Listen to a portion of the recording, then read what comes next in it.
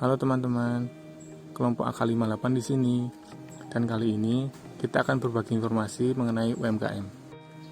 Nah, mungkin dari teman-teman di sini masih belum tahu apa sih UMKM itu sebenarnya.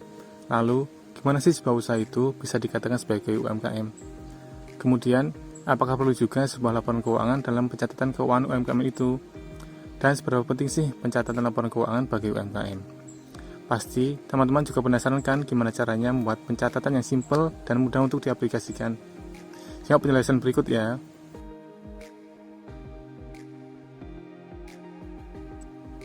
Menurut Undang-Undang Nomor 20 Tahun 2008 tentang Usaha Mikro, Kecil dan Menengah atau yang biasa disebut dengan UMKM, UMKM adalah perusahaan kecil yang dimiliki dan dikelola oleh seseorang atau dimiliki oleh sekelompok kecil orang dengan jumlah kekayaan dan pendapatan tertentu.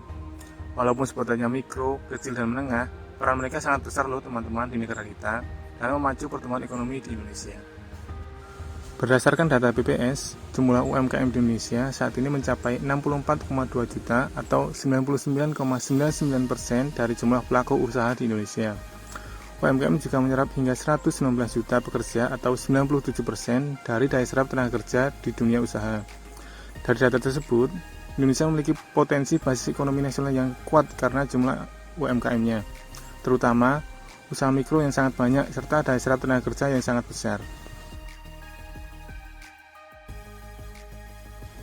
UMKM dapat dibedakan sesuai kriteria masing-masing, meliputi usaha mikro, usaha kecil, dan usaha menengah.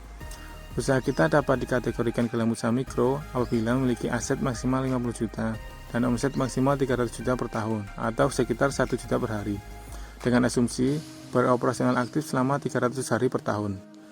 Sementara itu, batas atas omset untuk usaha kecil adalah sekitar 8,3 juta per hari, dan batas atas omset untuk usaha menengah adalah sekitar 167 juta per hari. Nah, sekarang teman-teman dapat menentukan sendiri kan, apakah usaha yang sudah dijalankan termasuk dalam usaha skala mikro, kecil, atau menengah, dengan merujuk pada kriteria UMKM tersebut. Menurut Mulyadi, pencatatan adalah kegiatan yang dibuat untuk menjamin penanganan secara seragam transaksi perusahaan yang dilakukan secara berulang-ulang. Jadi, pencatatan di sini digunakan sebagai sarana untuk merekam semua aktivitas transaksi yang terjadi di usaha kita.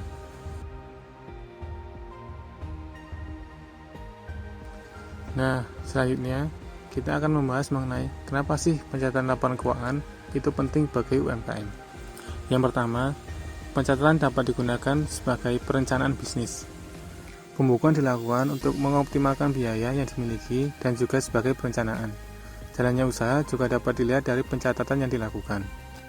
Yang kedua, dapat mengetahui posisi keuangan setiap bulan.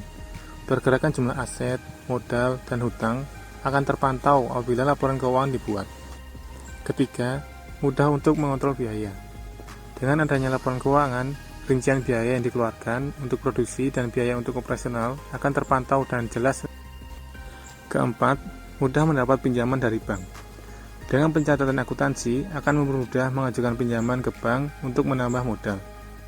Yang kelima, mudah menghitung pajak yang harus dibayar. Dari laporan keuangan yang ada, teman-teman bisa menentukan pajak yang harus dibayar. Dari laporan keuangan yang ada, teman-teman bisa menentukan besaran pajak yang harus dibayar. Dan yang terakhir, pencatatan laporan itu penting karena digunakan sebagai dasar informasi bagi manajemen dalam mengambil keputusan. Para UMKM akan bisa mengetahui bagaimana perkembangan usaha mereka secara real dengan mengetahui kesulitan akses kredit dari bank yang dihadapi. Laporan keuangan dibagi menjadi 3. Yang pertama, laporan posisi keuangan. Laporan posisi keuangan adalah laporan yang meringkas total aset, liabilitas, dan ekuitas. Fungsinya untuk mengidentifikasi tren ekonomi yang berjalan dan membuat keputusan keuangan yang lebih tepat. Yang kedua adalah laporan laba rugi.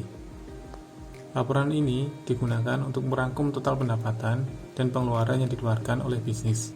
Fungsinya digunakan oleh pemangku kepentingan, baik internal maupun eksternal, untuk melihat apakah bisnis mencetak laba atau rugi dalam periode tertentu. Dan yang ketiga adalah catatan atas laporan keuangan atau CLK. Informasi tambahan dari setiap akun di laporan keuangan sehingga mempermudah dan memperjelas pengguna dalam memahami laporan keuangan UMKM. Catatan atas laporan keuangan berisi informasi tambahan dari setiap akun di laporan keuangan, sehingga mempermudah dan memperjelas pengguna dalam memahami laporan keuangan UMKM. Nah, sampailah kita ke pembahasan mengenai tutorial pengisian buku pencatatan bagi UMKM-nya. Tutorial ini terbagi menjadi 3 bagian, yaitu pengisian buku kas, buku belanja, dan laporan laba rugi. Pengisian buku kas diawali dengan mengisi tanggal harian, yaitu terletak di bawah judul buku kas. Yang kedua, mengisi uraian dengan menu roti bakar yang terjual. Yang ketiga, mengisi harga satuan menu roti bakar. Yang keempat, mengisi jumlah roti bakar yang terjual. Dan yang kelima adalah mengisi totalnya, yaitu jumlah dikalikan dengan harga. Selanjutnya yang keenam, total dari masing-masing menu kemudian dijumlahkan sehingga mendapat total pendapatan harian. Yang ketujuh adalah mengisi total belanja harian. Angka ini didapat pada baris terakhir buku belanja. Dan yang terakhir tinggal total pendapatan dikurangi total belanja harian menghasilkan laba harian. Selanjutnya, pengisian buku belanja. Secara umum, pengisian buku belanja ini sama dengan buku kas, yaitu dimulai dengan mengisi tanggal harian, kemudian mengisi uraian dengan berbagai macam barang yang akan dibeli. Yang ketiga, mengisi harga satuan barang yang akan dibeli. Yang keempat, mengisi jumlah barang yang akan dibeli. Kemudian yang kelima, adalah menghitung totalnya, yaitu dengan jumlah dikalikan dengan harga untuk setiap uraiannya. Langkah yang terakhir, tinggal dijumlahkan pengeluaran untuk masing-masing barang, kemudian ditotal sehingga mendapat total belanja harian. Setelah sudah mengisi buku kas dan buku belanja, sekarang kita akan membuat laporan laba rugi bulanannya. Caranya adalah sebagai berikut. Yang pertama adalah mengisi tanggal terakhir pada bulan yang bersangkutan. Yang kedua, isi tanggal setiap hari. Yang ketiga, mengisi laba harian yang terdapat pada baris terakhir buku kas.